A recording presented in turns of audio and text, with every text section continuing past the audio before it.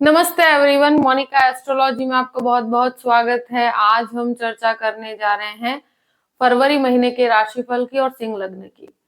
सबसे पहले शुरुआत करते हैं ग्रह गोचर से। बुध 1 फरवरी से 20 फरवरी तक मकर राशि में प्रवेश करेंगे। 20 फरवरी से 6 मार्च तक कुंभ राशि में प्रवेश करेंगे बुध। शुक्र जो है वो 12 फरवरी को मकर राशि के अंदर प्रवेश करने जा रहे हैं। सूर्य 13 फरवरी को कुंभ राशि में प्रवेश करेंगे और मंगल 5 फरवरी से मकर राशि के अंदर जुड़ेंगे। इस प्रकार से ग्रह गोचर है। सबसे पहले शुरुआत करते हैं आपके लग्न से।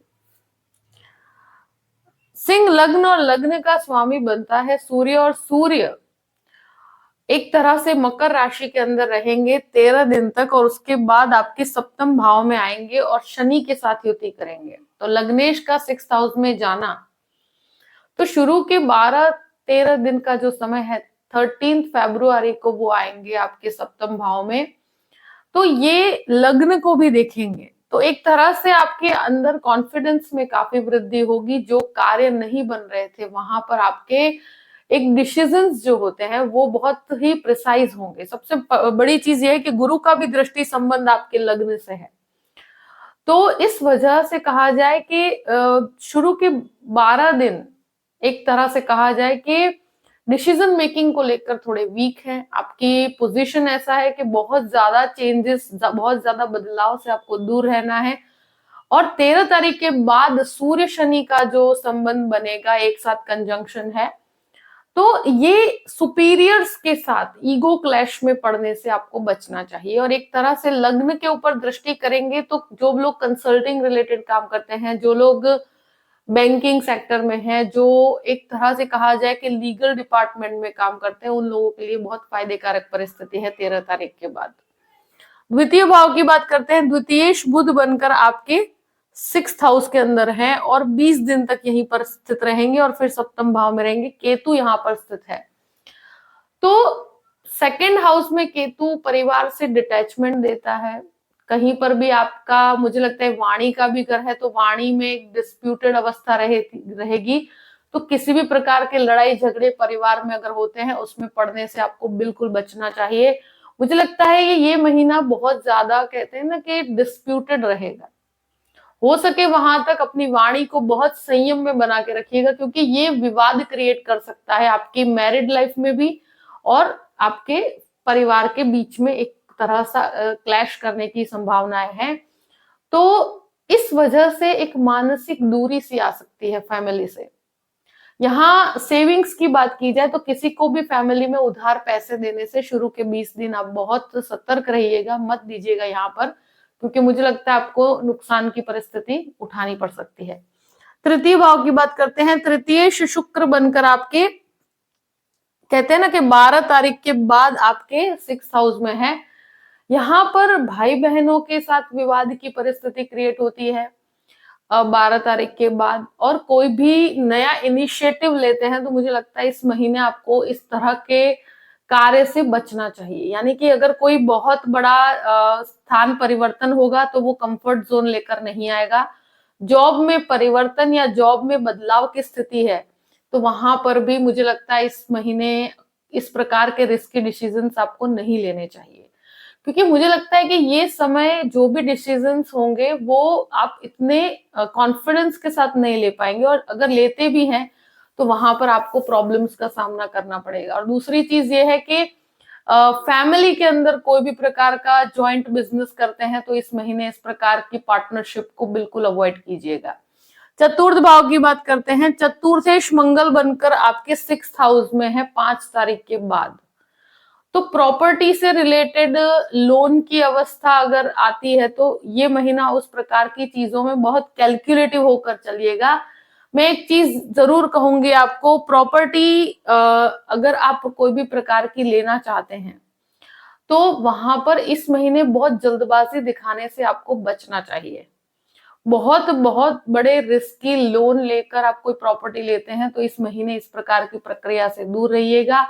एक चीज जरूर कहूंगी कि माता के स्वास्थ्य को लेकर भी चिंता का विषय है, और यहाँ पर मन फैमिली की वजह से या परिवार में किसी भी प्रॉपर्टी का मैटर चल रहा है तो वहां पर भी कोई विवाद होता है, तो वहां आपको किसी भी प्रकार के विवाद से हो सके वहां तक शांति बना के रखिए, संयम में रखिए। अपने कार्य पर आप ज्यादा ध्यान दीजिएगा, क्योंकि मुझे लगता है ये समय में बहुत ज्यादा झगड़ों में उलझने जैसा नहीं है।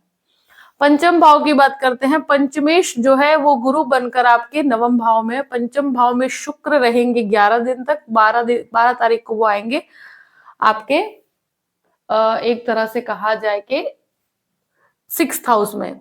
अब ये एक तरह से कहा जाए कि गुरु की अवस्था पूर्ण रूप से आपके नवम भाव में, तो एजुकेशन वालों के लिए बहुत अच्छा है। जो लोग मेडिकल का एजुकेशन लेना चाहते हैं और स्पेशली जो कायदे कानून की पढ़ाई कर रहे हैं, जो लॉ के अंदर एजुकेशन ले रहे हैं, उन स्टूडेंट्स के लिए बहुत ही अच्छा समय है। टेक्नोलॉजी के अंदर जो लोग काम कर रहे हैं, जो आईटी क्षेत्र में है, उनके लिए बेहतर है। तो एजुकेशन में बहुत अच्छा फायदा है। स्टूडेंट्स को काफी अच्छा फायदा होता है मुझे नजर आता है। अगर इस समय में कोई भी एग्जाम्स है तो आपकी तरफ से मुझे लगता है मेहनत ज्यादा पड़ेगी, मगर आपको रिजल्ट्स बहुत पॉजिटिव मिलेंगे। शेयर मार्केट के अंदर भी एक तरह से कहा जाए कि आपको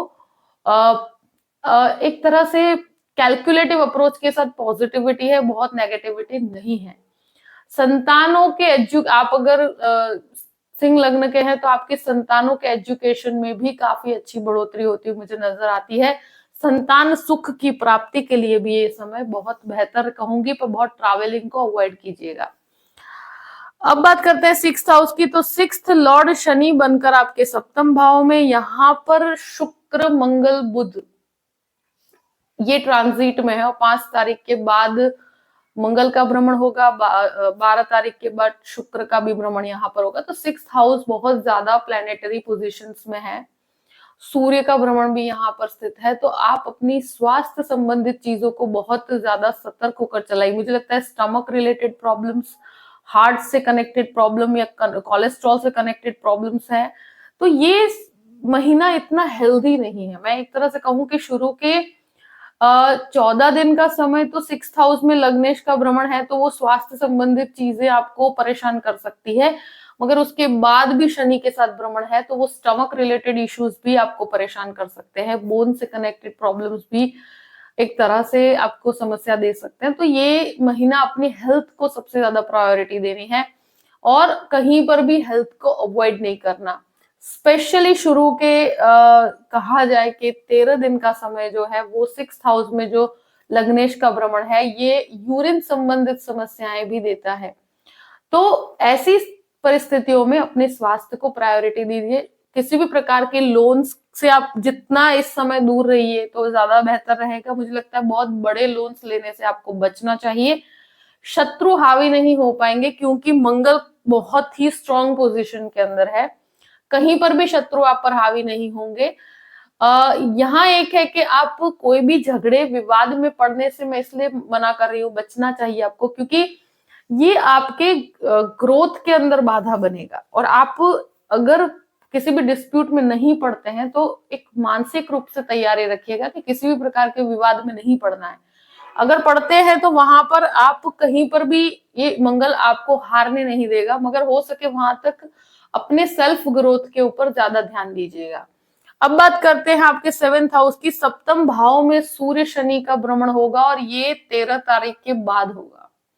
कोई भी प्रकार की पार्टनरशिप इस महीने आप न की करें तो ज्यादा बेहतर रहेगा। दूसरी चीज, गृहस्थ जीवन में बहुत बड़े विवाद होने की संभावनाएं हैं, तो किसी भी प्रकार के क्लैश से 13 तारीख के बाद 1 महीने तक का अंतराल है। मोस्ट ऑफ ये फरवरी की बात कर रहे हैं हम, तो 13 तारीख से पूरे ही महीने सूर्य शनि होने के कारण गृहस्थ जीवन यहाँ पर विवादित अवस्था में मुझे नजर आता है। तो बहुत ही शांति बना के रखनी पड़ेगी। अगर कोई भी प्रकार का आपका रिलेशनशिप है उसको आप नेक्स्ट लेवल पे ले जाना चाहते हैं तो इस महीने, अगर आप कोई बातचीत को आगे बढ़ाना चाहते हैं तो ये समय आपके लिए मुझे लगता है फेवरेबल नहीं है। तो इस प्रकार के कार्य को इस महीने मत कीजिएगा। दूसरी चीज, कहीं पर भी पार्टनरशिप ऑलरेडी आपकी है, आपके कार्य में बहुत वृद्धि होगी। आप कोई लीगल मैटर में है या टेक्निकल पर्सन है तो आपको बहुत अच्छा करियर के अंदर बहुत फायदा है। मगर फिर भी एक चीज का आपको बहुत ध्यान रखना है कि यहाँ पर आप कोई भी पार्टनरशिप करते हैं या ऑलरेडी पार्टनरशिप में है तो ईगो क्लैश रहेगा, भले गृहस्थ जीवन में हो, भले ही कोई भी प्रकार के पार्टनरशिप में हो। तो अपने किसी भी प्रकार के वाणी की वजह से या ईगो क्लैश में पड़ के आपके संबंधों को खराब मत कीजिएगा। अब बात करते हैं अष्टम भाव की। अष्टमेश गुरु बनकर आपके नवम भाव में, अष्टम भाव में राहु है। अष्टम भाव का राहु हमेशा मानसिक तनाव देता है, मगर एक तरह से रिसर्च ओरिएंटेड चीजों में, लैंग्वेजेस के रिसर्च के अंदर आपको बहुत फायदा है।